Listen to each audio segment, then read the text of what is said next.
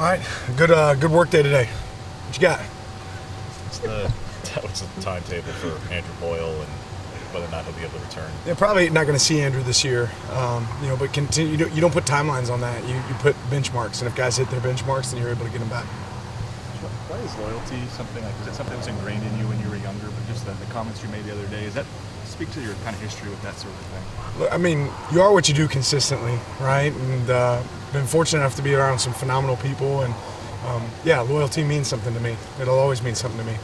How important has Bo's ball security been in the offense so far? Huge, right? You talk about success. We talk about the two biggest indicators of wins and losses, and it's explosive plays and taking care of the ball or taking the ball, right? Those are big indicators. When we take care of the ball, we're a pretty dangerous team. Parked on penalties for a while. A couple from the last game. Wanted your perspective on. Did Tifo do anything other than spin the football? That was what the penalty was for. Seen somebody penalized for spinning the football? I haven't. We got to coach that.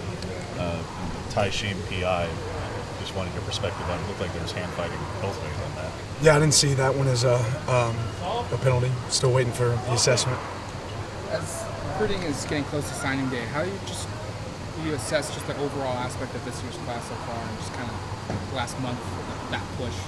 Yeah, I mean, I think we have a great class coming in. I'm really excited about some of the guys that are going to come here and be a part of what we're doing. I think they see, the big picture, what exists here. I think they see the consistency.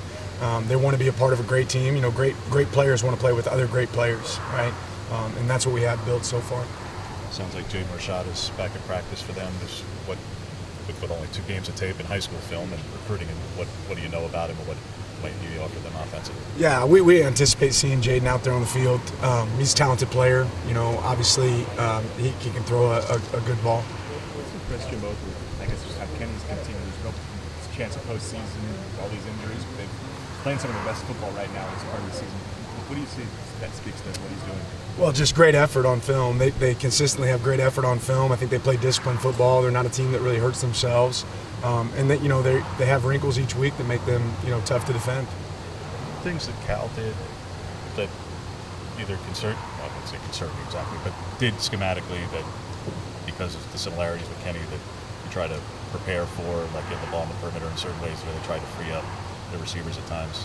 Not really. The wrinkles that Kenny throws in, how difficult has that been during prep and compared to the other weeks where maybe an offense is more mainline than they have been all year? Yeah, I think we consistently try to give our guys a lot of looks. One of the things that make what we do difficult is how much we ask our guys to do, and they've been able to handle that really well. We don't know exactly what they're going to do, but we do know their DNA plays. We do know what they make their hay in, and that's what you have to really work, and then try to throw some wrinkles at your practice that he hasn't put on film, and that way they can adjust accordingly. How has the run defense improved so much year over year? I think we're already good a year ago, but improved so much, and even if you take the sacks out of the equation, you guys are better. How's the run defense improved when so much of the personnel is back? Better talent, better execution, right? We've got more depth, more guys that can play at a high level. You have good run defense, it doesn't really matter if you have horrible pass defense, right? If you have great pass defense, it doesn't really matter if you have bad run defense. So we have to be balanced from that approach. But if you can take away a team's running ability, it lets you play, makes them play left-handed and lets you play a lot different. You talk about strength in numbers there, especially like here you are holding teams under 100 yards rushing, less than 3.5 yards a carry, and yet individually nobody's having a career year because of how much you rotate guys. Nobody's getting maybe the attention they deserve in part because of that. How much did you have to get the buy-in from your front seven to have that strength in numbers like you talk about and the rotation that you have? I disagree. You're talking about them right now, right? So people are talking about what these guys are doing. It's not really about production. It's never really about production. You go look at the first round of the draft. You're going to see 7 edge guys drafted, and tell me how many of those guys actually have double-digit sacks. I think there was 1 last year in Will Anderson. It's not about production. It's about execution. It's about the film you put on tape. Our guys realize that. Last week, a couple of your defensive players were talking about just Jeffrey's ability to get everyone ready, the film study he does. Can you just speak to just the work he puts in and how he learned to do that?